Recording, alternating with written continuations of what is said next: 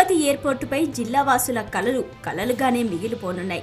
తిరుపతి ఎయిర్పోర్టును అంతర్జాతీయ విమానాశ్రయంగా మారుస్తామన్న నేతల హామీలు నీటి బుడగల్లా మారనున్నాయి.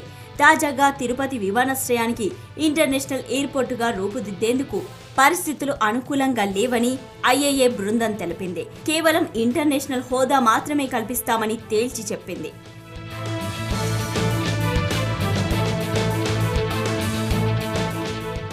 తిరుపతి ఆధ్యాత్మిక కేంద్రం కావడంతో ప్రపంచ నలుమూలల నుంచి భక్తులు వస్తుంటారు.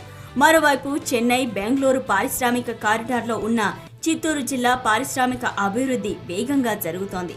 దీంతో 2009లో యూపీఏ ప్రభుత్వం తిరుపతికి అంతర్జాతీయ హోదా కల్పిస్తామని హామీ ఇచ్చింది.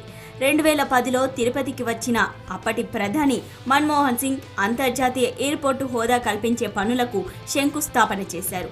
అంతేకాకుండా మన్మోహన్ సింగ్ తిరుపతి విమానాశ్రయాన్ని ఇంటర్నేషనల్ ఎయిర్పోర్టుగా అభివృద్ధి చేస్తామని హామీ ఇవ్వడంతో రాష్ట్ర విభజన బిల్లులో స్థానం కల్పించారు. ప్రస్తుత ప్రధాని నరేంద్ర మోడీ కూడా పార్లమెంటు బడ్జెట్ సమావేశాల్లో ఇదే విషయంపై మరోసారి హామీ ఇచ్చారు.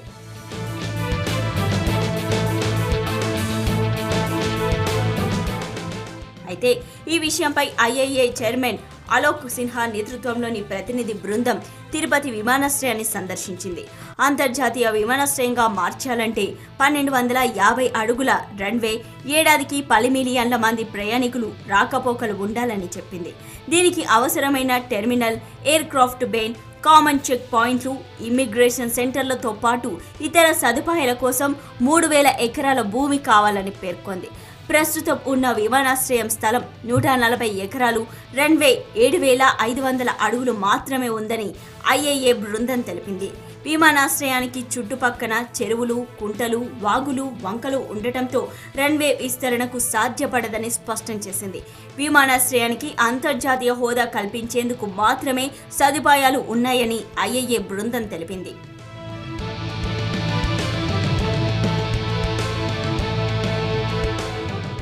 నేతల మాటలను నమ్మిన జిల్లా వాసులు ఐఏఏ బృందం తాజా నిర్ణయంతో అసంతృప్తి వ్యక్తం చేస్తున్నారు.